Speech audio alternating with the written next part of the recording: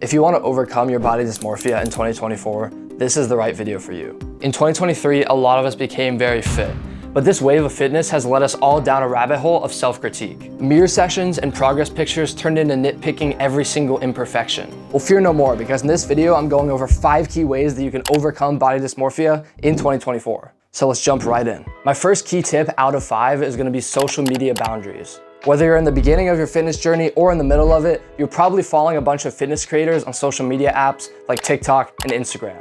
And odds are these guys and girls probably have amazing physiques. But here's the catch. These creators are only posting their physiques in the pictures that they feel they look the best in.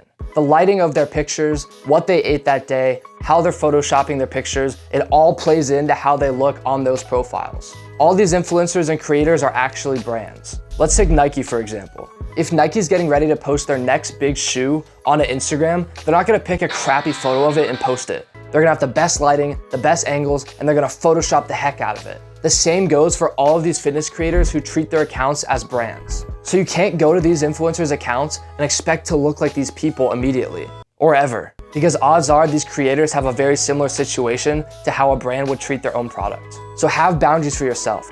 Don't compare yourself to these people. Don't scroll for hours on end, expecting to get similar results to all these creators who are posting their physiques. It's important to have realistic expectations for yourself. You also never know what any of these creators are taking behind the scenes. These creators could be taking performance-enhancing drugs. And if you don't plan to ever do that, which I highly recommend you don't, you might not ever reach the level that their physique is at. But you have to realize that that is okay. You have to appreciate your physique for what it is. Focus on becoming your best self. Stop comparing yourself to all these other people and focus on becoming the best you. And I promise if you focus on building your best self, you will be surprised with the progress that you can make. Let's move on to tip number 2. My second tip is gonna be nutritional awareness. And no, I don't mean trying to fix up your diet so you can look better. I actually mean the opposite. When you're looking in the mirror and you're being super hard on yourself, a lot of times how you eat is gonna be a spitting image of that. Some people starve themselves or don't feel like they should be eating a certain food because of how they look. But promise me that you're gonna fix this habit. Yes, how you look in the mirror is a result of your diet, but you shouldn't cut out meals or huge food groups in order to reach your dream physique. It's gonna take time and you gotta realize that. Skipping dinner with your family is not gonna get you to that dream physique. You should think of your body like a car. How can you expect your car to get from point A to point B with no fuel? It's super easy to take these drastic dietary measures and try to get to your dream physique using shortcuts, but I promise you it's just gonna take time. Find yourself a diet that's sustainable, has balance, and makes sense for you, and just wait it out. But I promise you, it might take years, it might take decades, but it's gonna make it that much more worth it once you get to your dream physique. Let's move on to the third tip. My third tip is gonna be cognitive reframing. In a nutshell, this just means to reframe your negative thoughts. So for example, if I'm looking in the mirror and I think I need bigger arms, don't think negatively on little aspects of your body just because they might not meet your own standards of your own self. You have to realize that in the bigger picture, yes, it's gonna take time, yes, it's gonna be hard, but you can get there if you really want it. So don't be so hard on yourself, don't beat yourself up, and I promise you're gonna get to that dream physique if you work hard enough. Challenge and replace distorted perceptions with more positive and uplifting messages in your brain.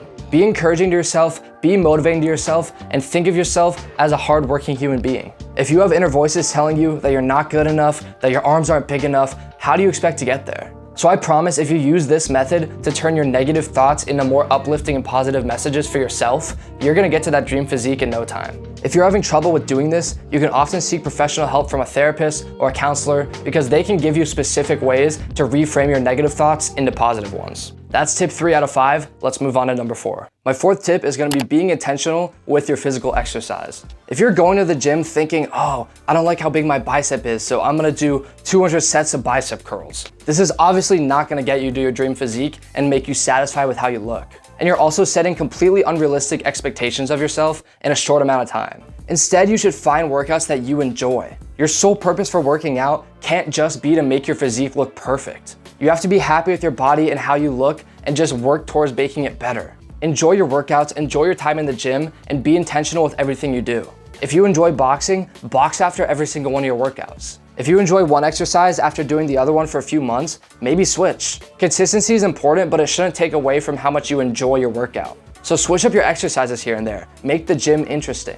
The gym is not supposed to be the same every single day. Trust me, I changed my routine a ton. I change the intensity, I change how many reps I'm doing, but I promise just making small adjustments along the way makes it much more enjoyable and you won't be as hard on yourself about your physique. That's tip number 4. Let's move on to the final tip. My 5th and final tip is gonna be seeking professional help and support. This might seem a bit obvious, but if you genuinely have body dysmorphia and you're having a lot of trouble dealing with it, seeking professional help or counseling can really help. It might seem scary, but talk to a trusted adult first, see what they think about the issue, and see how you can get the help that you need. Yes, while the tips in this video might help you out, it's important to recognize if your body dysmorphia is getting too bad and go talk to a trusted professional or adult. Because a lot of times just talking about your feelings and talking about how it feels within your head can definitely help. I can only do so much through this camera talking to you, but if you really need help, seriously don't hesitate to do this. Reach out to a professional, reach out for guidance, and I promise it'll be worth it later down the line. All right, everyone, I hope that you enjoyed this video, learned something new or had some fun.